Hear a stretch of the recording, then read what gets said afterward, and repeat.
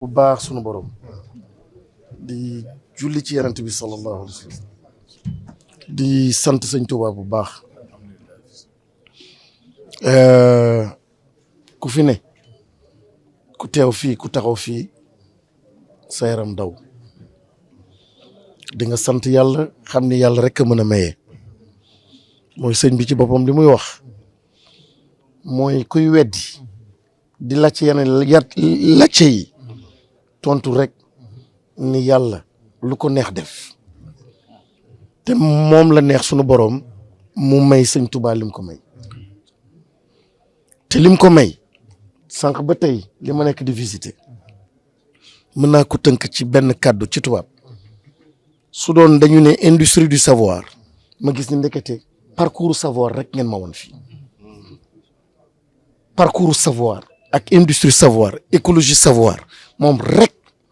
moo fi ne sëñ Tuubaa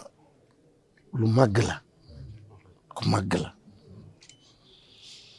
te il y a 2-3 jours fa am benn vidéo bu ma dégg bu sëñ Muntaxa muy wax ci xam-xam mais li muy wax ci xam-xam dam ko tegal ay inspecteur d'académie ak IEF il y a moins d'une semaine à Saly ma ne leen wax ji ñuy wax nii ma ne déglu leen sëñ Muntaxa muy wax ci xam-xam fàtteel murit fàtteel diine mais déglu rek mooy fi mu teg xam-xam suñ ko doon dégg dinañu jëflanteeg neneen suñu rapport ak xale dina changer complètement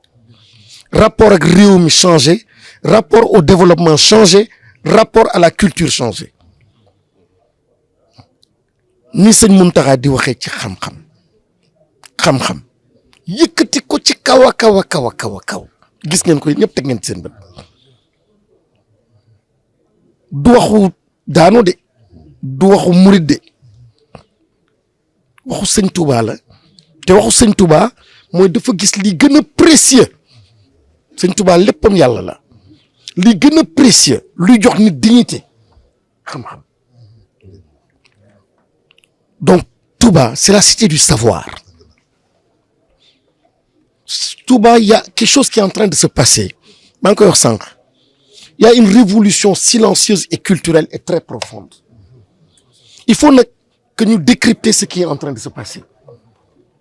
Touba ngay gis maa ngi wax keroog Assane Mboup ma ne ko Assane man su may représenter le futur du Sénégal su ma doon de passer la commande ci benn IA intelligence artificielle li ma koy wax mooy na waa ji sol bàyyi laxaat na bàyyi sikkim gi na sol lunette mooy lunette IA yooyu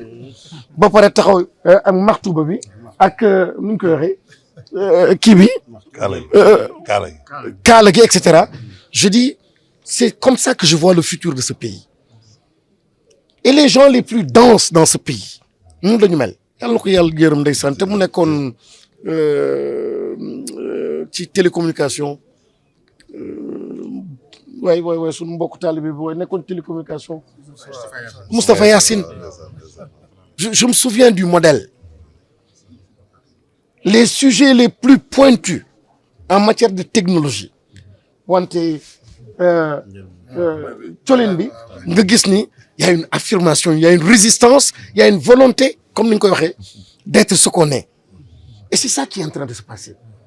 te y a quelque chose de plus profond bi ma nekk di seetlu gis nga lii le patrimoine bi ñu delloo démb non gis xaw ma ndax interview la xaw ma la mais mbir bi am na solo trop te damay bamtuwaat Hizbut Tarqiyyah dafa nekk benn kuréel boo xam ni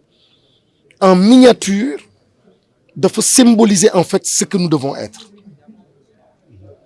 moo tax maa ngi leen di sant di leen gërëm di leen encourager ci taxawaay bii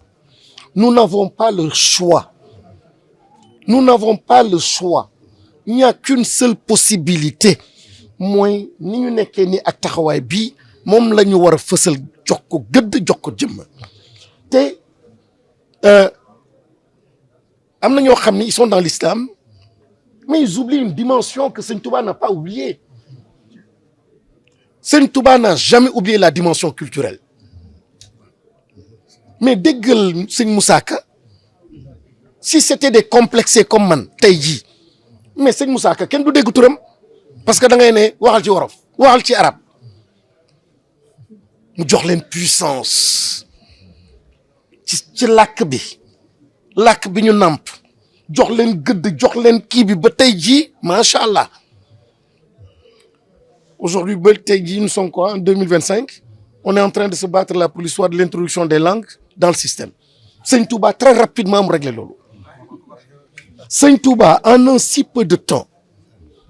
mu def une révolution boo xam ne via Mame Cheikh Ibra Fall bu tuuti temps bu gàtt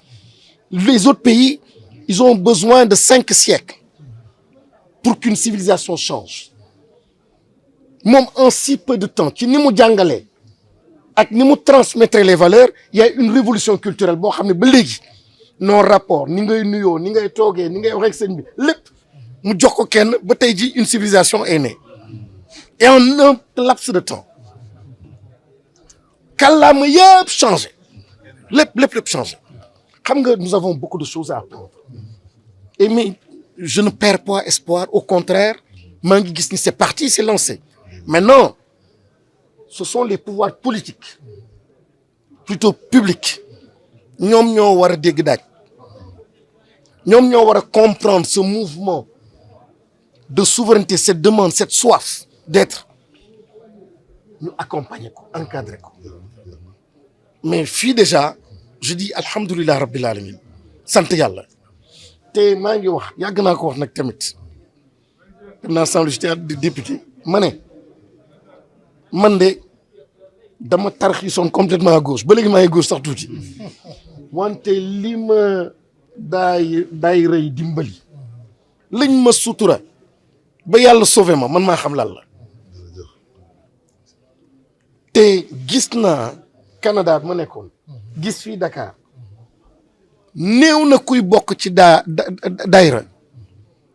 te doo mucc néew na man gis naa école bi ma yore fële daayra yi ñi nekk ci biir tous les vendredis wàccee kaamil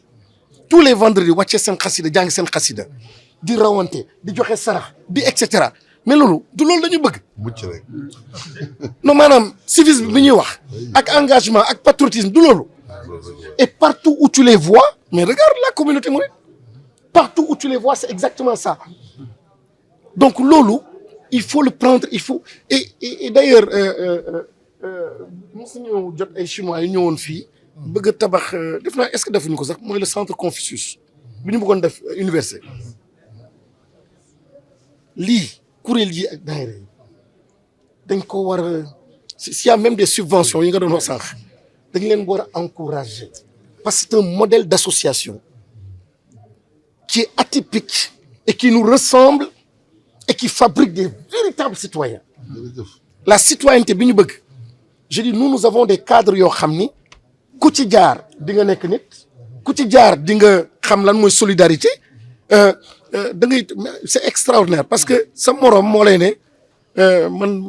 maa ngi jégalu sax ci may wax fii su ma daan sol yenn kii laa ñu ne ma yow daal dese nga taalibe de xam nga sa morom taalibe moo lay soññ du professeur ba du papa ji du yaay seen diggante mooy am benn genre régulation ba ndànk-ndànk y a une émulation qui s'installe et finalement il y a ce qu'on veut donc vraiment exposition macha allah mais exposition bi sëñ Touba li mu fi wone ak li ngeen fi wone mooy xam la place du savoir et ce pays et ce continent ne se transformera jamais je dis bien jamais si on ne met pas en avant le savoir deuxième élément la liberté sànq li ma bëggoon wax fële sëñ bi su may xool portele wu sëñ Touba xoola portele Mame Cheikh Ibrahima Fall sañse bi rafet lool bot yi mu sol bot yooyu tey jii pour nga am bot yooyu su doon tey la di nga tu vas payer cher xoolal look bi xoolal style bi sëñ Touba moo mën yar dégg nga de su doon man la damay bëgg dama koy nee ni solal lu weex comme man dégg nga li ma la wax de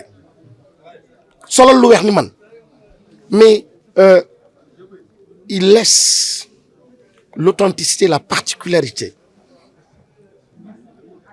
ak style bi lépp l'essentiel mooy ruu bi ak vision bi na la habité tey jii maam Cheikh Ibrahima Fall li mu def ak li mu dox ci yoon bi ci diplomatie di wax ak tubaab jëflante ak ñoom ba pare nag jege Sëñ Tuubaa ah non grand ay jàngat yu rëy la daal non jàngat yu rëy la jàngat yu rëy dans l'ouverture de Sëñ Tuubaa l'islamam mooy li nga doon wax mooy ñett yi soo ko teglewul doo ko comprendre sëñ bi maa ngi jéggalu mais vraiment jërëjëf daal sant bu baax di wasalaam. ko bëggoon ci sa maam Yonent bi sallallahu alayhi wasallam sax Sëñ Tuubaa moo ko yombal waaw ay ku mel ni Cheikh Sidiya wala ñeneen ñu naan ko ay bis penc bul fàtte xeetu Yonent bi loolu on doit dañ ko war a jàngale lii rek la moo tax ma monsieur le ministre yow am nga tawféex waaye ñu ngi lay yóbbante gis nañ ngeen di wax souveraineté te gëm ko di ci xeex mais li ci jiitu mooy la souveraineté culturelle jërëjëf.